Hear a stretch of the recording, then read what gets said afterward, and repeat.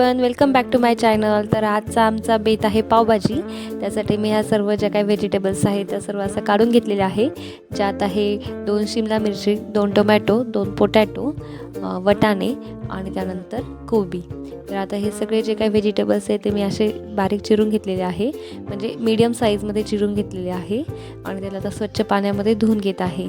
आणि आता हे सर्व व्हेजिटेबल्स आपल्याला शिजवायचे आहेत, त्यासाठी मी आता हा कुकर ठेवलेला आहे आणि सर्व जे व्हेजिटेबल्स त्यात टाकून सर्व व्हेजिटेबल्स असे छानपैकी शिजवून घेणार आहेत।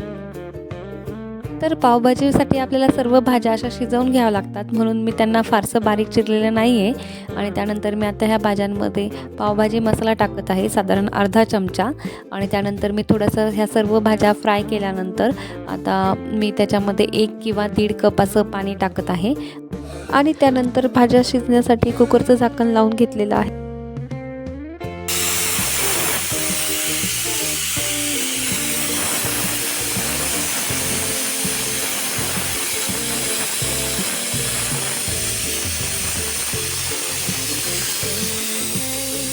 तर आता सर्व व्हेजिटेबल्सच्या 2 ते 3 शिट्ट्या घेतल्यानंतर मी गॅस ऑफ केलेला आहे आणि त्यानंतर मी घेतलेला आहे अद्रक, लसूण आणि टोमॅटो। आणि अद्रक, लसूण आणि टोमॅटो याची मी पेस्ट तयार करणार आहे, म्हणजे पावभाजीच्या जे फोडणीसाठी मी आता ही पेस्ट तयार करत आहे।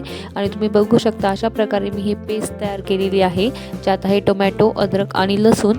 तसेच मी आता फोडणीसाठी बारीक चिरलेला कांदा पण घेतलेला आहे। मी हा कांदा पण फोडणीसाठी परतून घेणार आहे आणि अशा प्रकारे माझी फोडणीची तयारी झालेली आहे।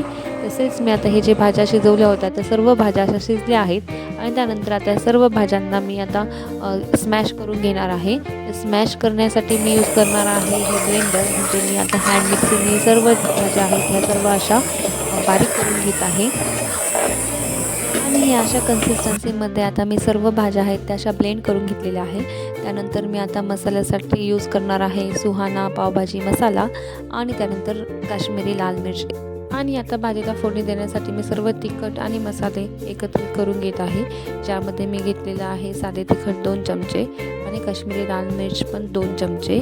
आणि त्यानंतर मी घेतलेला आहे सुहाना पावभाजी मसाला, तर तो मी घेतलेला आहे साधारण 2 ते 2.5 चमचे। आणि आता सर्व मसाला काढल्यानंतर मी कढई ठेवत आहे आणि तेल टाकणार आहे त्यामध्ये। तर आपल्या काही ग्रेव्हीची भाजी असते त्याला तेल सुटत नाही, म्हणून मी तेल थोडंसं जास्तच टाकलेलं आहे। त्यानंतर आता मी जिरं मोहरीची फोडणी देऊन जो बारीक चिरलेला कांदा आहे तो कांदा कढईमध्ये टाकत आहे आणि सर्व कांदा परतून घेणार आहे। कांदा परतल्यानंतर मी त्यामध्ये आपण जी ग्रेव्ही तयार केली होती, ज्यामध्ये टोमॅटो, लसूण आणि अद्रक होतं, ती ग्रेव्ही पण टाकणार आहे आणि कांदा आणि ती ग्रेव्ही सोबतच अशी परतून घेणार आहे। आणि ही टोमॅटो ग्रेव्ही आहे ती छान अशी परतून घ्यायची आहे, जेणेकरून त्याला तेल सुटेल। आणि मी पण आता ही जी ग्रेव्ही आहे हिला छान असं तेल सुटेपर्यंत परतून घेतलेलं आहे। आणि त्यानंतर मी जे आपण तिखट मसाले काढले होते ते सर्व मसाले त्यात ॲड केले आहे आणि ते पण मी असं तेलामध्ये परतून घेत आहे। त्यानंतर मी टाकणार आहे त्यात चवीनुसार मीठ, आणि मीठ असं मसाल्यामध्ये टाकल्यामुळे मसाला खाली लागत नाही, त्यामुळे मी आता सर्व जे मीठ आहे ते ॲड करून घेतलेलं आहे आणि ते सर्व ग्रेव्ही जी आहे ती अशी छान परतू दिली आहे। आणि त्यानंतर आपण ज्या सर्व व्हेजिटेबल्स शिजवून घेतल्या होत्या त्या सर्व व्हेजिटेबल्स मी आता याच्यात ॲड करत आहे। आता ही सर्व व्हेजिटेबल्स प्युरी ॲड केल्यानंतर मी ते सर्व मसाल्यामध्ये मिक्स करून घेत आहे।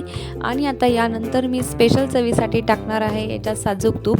तर मी आता 2 चमचे साजूक तूप भाजीमध्ये टाकलेलं आहे, जेणेकरून याला एक वेगळीच फ्लेवर आणि चव येते। आणि त्यानंतर आता मंद आचेवर मी ही भाजी 5 मिनिटं होऊ देणार आहे आणि फायनली ही अशी माझी पावभाजी तयार झालेली आहे। तर तुम्ही बघू शकता किती छान असा याला कलर आलेला आहे। आणि आता गार्निशसाठी मी चिरलेला आहे ते बारीक कांदा आणि कोथिंबीर।